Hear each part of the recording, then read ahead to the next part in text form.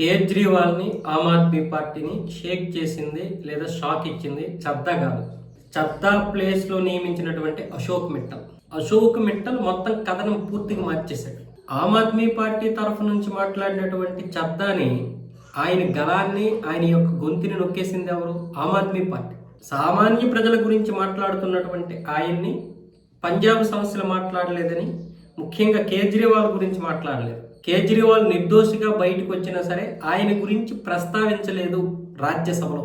BJP ఆయన్ని కక్షపూరితంగానే ఇరికించింది అన్న విధంగా మాట్లాడాలి కదా. మరి అలా మాట్లాడకుండా నువ్వు ప్రజా సమస్యల గురించి మాత్రమే మాట్లాడితే ఎలా అని ఆయన గొంతు నొక్కేసింది. ఆయన్ని తీసేసి ఆయన ప్లేస్లోకి ఉపనేతగా అశోక్ మిట్టల్ పెట్టింది. అశోక్ మిట్టల్ చేసింది ఏంటి? షేక్ చేసేసాడు పూర్తిగా. మొత్తం 7 మంది ఎంపీలని, మొత్తం రాజ్యసభలో ఆమ్ ఆద్మీ పార్టీకి చెందినటువంటి సభ్యులు 10 మంది ఉంటే 7 మంది బీజేపీలో కలిసిపోయారు. చద్దా మొదటి నుండి నేను చెప్పాను, ఇంతకుముందు కూడా చెప్పాను, ఎవరు చెప్పినప్పుడే చద్దా ఖచ్చితంగా బీజేపీలోకి వస్తాడు, ఆయన మాటలు బట్టి అర్థమైపోయిందని చెప్పాము. ఇంతకుముందు 3 వీక్స్ బ్యాకే చెప్పాం. ఆయన అనుకున్న విధంగానే నిన్న బీజేపీలోకి వచ్చేసాడు. కారణాలు ఏవైనా కావచ్చు. కానీ ఇక్కడ అశోక్ మిట్టల్ పరిస్థితి ఏంటి? ఆమ్ ఆద్మీ పార్టీ తీసుకున్నటువంటి నిర్ణయాలు, ఆమ్ ఆద్మీ పార్టీ చేస్తున్నటువంటి ప్రక్రియలు అన్నీ తెలుసు అందరికీ. కాకపోతే ఏంటంటే ఇప్పుడు బీజేపీ వీళ్ళందరినీ భయపెట్టి వీళ్ళ లాక్కుంది అని చెప్తారు. వెనక నుంచి రాజకీయాలు ఏమైనా జరగవచ్చు, మనకు తెలిసేది కొంత, అక్కడ జరిగేది కొండంత. కేవలం బయటకు వచ్చేది ఒక్కటే, ఏదో చిన్న రూమర్ వస్తుంది, దాన్ని పట్టుకొని ఇప్పుడు మనం ఉండి వారు చేస్తాం. కానీ దీని వెనక అనేక రాజకీయాలు జరుగుతాయి. ఇక్కడ బీజేపీని చాలా మంది తప్పు పడతారు. బీజేపీ భయపెట్టి కొనేస్తుంది అంటారు. భయపెట్టి కొనాల్సిన అవసరం బీజేపీకి ఇప్పుడు లేదు. వాస్తవంగా చెప్పాలంటే వీళ్ళు తప్పు చేశారు. ఖచ్చితంగా ఆమ్ ఆద్మీ పార్టీలో ఉన్నటువంటి ఎంపీలందరూ కూడా తప్పు చేయకుండా భయపడరు. వీళ్ళు భయపడ్డారంటేనే తప్పు చేసినట్టు. ఇప్పుడు కేజ్రీవాల్ ఏమంటున్నాడు? వీళ్ళందరూ ద్రోహులు, పార్టీకి చాలా నష్టం చేశారు. అంటే బీజేపీలోకి వెళ్ళిపోయారని కాదు, వీళ్ళు మొదటి నుంచి కూడా ద్రోహులే అంటున్నాడు. మొదటి నుంచి కూడా ద్రోహులే అన్నప్పుడు నువ్వెందుకు నీ పార్టీలో ఉంచుకున్నావు? నువ్వెందుకు నీ పార్టీలో గెలిపించుకున్నావు? నువ్వెందుకు వాళ్ళని రాజ్యసభకు పంపించావు? అంటే బీజేపీలోకి వెళ్ళిపోయారు కాబట్టి వీళ్ళు దగులుబాజీలు అయ్యారు. ఆల్రెడీ నీ పార్టీలో ఉన్నప్పుడే వాళ్ళు దగులుబాజీలా?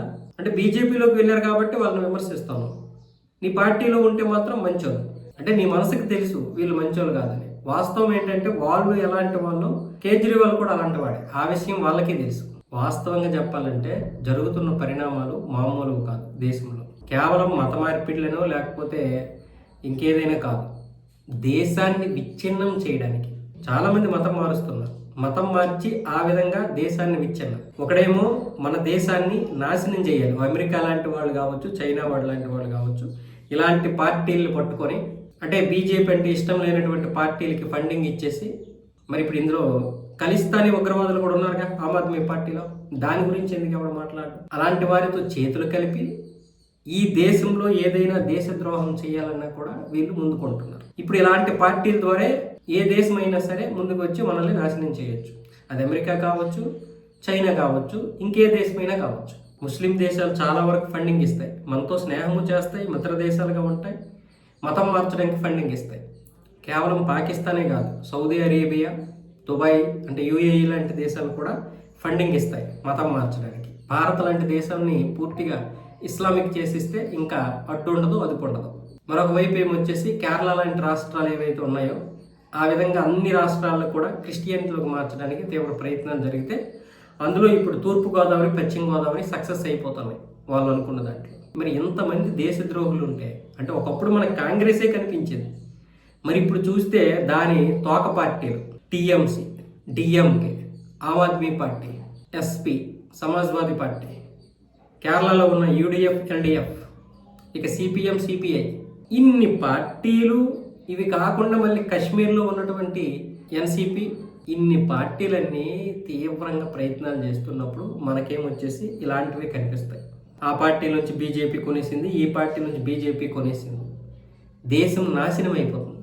దానికి తోడు మన దగ్గర ఉన్నటువంటి ఈ ధ్రువరాతి వాళ్ళు, అలాంటి చెత్త వెధవలు మరి కొంతమంది యూట్యూబ్లు పట్టుకొని ఎంతోమంది సోషల్ మీడియాలో ఫేక్ ప్రచారం చేసుకుంటూ, ఫేక్ మాటలు మాట్లాడుకుంటూ బీజేపీ గురించి తీవ్రంగా, బీజేపీ ఉంటే వీళ్ళ ఆటలు సాగవు కాదు, మామూలుగా రాజకీయ నాయకుల ఆటలే కాదు, ఈ దేశం పూర్తిగా నాశనం అయిపోవడానికి వాళ్ళు చేస్తున్నటువంటి ప్లాన్లన్నీ విఫలం అయిపోతున్నాయి కదా. ఇప్పుడు పశ్చిమ బెంగాల్లో బంగ్లాదేశ్ నుండి అందరూ వచ్చేయాలి, ఆవిడిదే అది, ఆవిడ జెండా.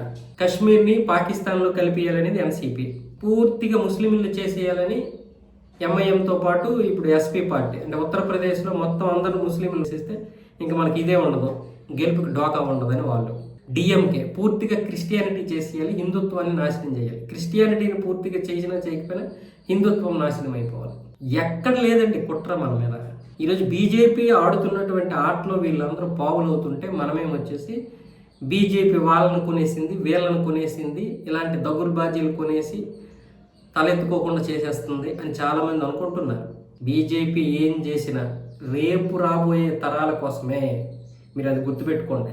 ఈరోజు ఇక్కడ మనం నిలబడాలి. ఫస్ట్ ఇక్కడ నిలబడకుండా ప్రతిదాన్ని తొందరపడిపోయి ఏది పడితే అనేసి మనలాగే బీజేపీ కూడా తొందరపాటు నిర్ణయాలు తీసుకుంటే అధికారం కోల్పోయిన తర్వాత ఏం చేయలేం. అది మాత్రం వాస్తవం. అధికారం ఉన్నంత వరకే మనం ఏదైనా చేయగలం. కాబట్టి కొన్ని పరిణామాలు దాని వెనక ఉంటాయి, మనకు అర్థం కావు. దీని నిజాలు మరి కొన్ని రోజులు పోతే తెలుస్తాయి. ఆ రోజు చద్దా మాట్లాడాడు ఆమ్ ఆద్మీ పార్టీ తరఫు నుంచి, భలే ఉన్నాడు రా, ఆమ్ ఆద్మీ పార్టీలో చాలా మంచి నేత ఉన్నాడని మనమే అనుకున్నాం. కానీ వెంటనే తెలిసిందేంటి, ఆమ్ ఆద్మీ పార్టీ మంచి పారదర్శకత కలిగినటువంటి పార్టీ కాదని తెలిసింది. అంటే కేవలం కేజ్రీవాల్ అనే కాదు, పార్టీలో ఉన్న ప్రతి ఒక్కరు అలాగే తయారయ్యారు. మళ్ళీ ఇప్పుడు బీజేపీలోకి చద్దా వచ్చాడు. ఆ రోజు మనం ఏమనుకున్నాం, మళ్ళీ వెంటనే నెల రోజుల్లోనే మొత్తం తారుమారు అయిపోయింది అంతా. నిజాలనేవి సమయం పడుతుంది తెలియడానికి. కాబట్టి ఇప్పుడు వెంటనే మనం ఏది బీజేపీని అది ఇది అనేయాల్సిన అవసరం ఏం లేదు.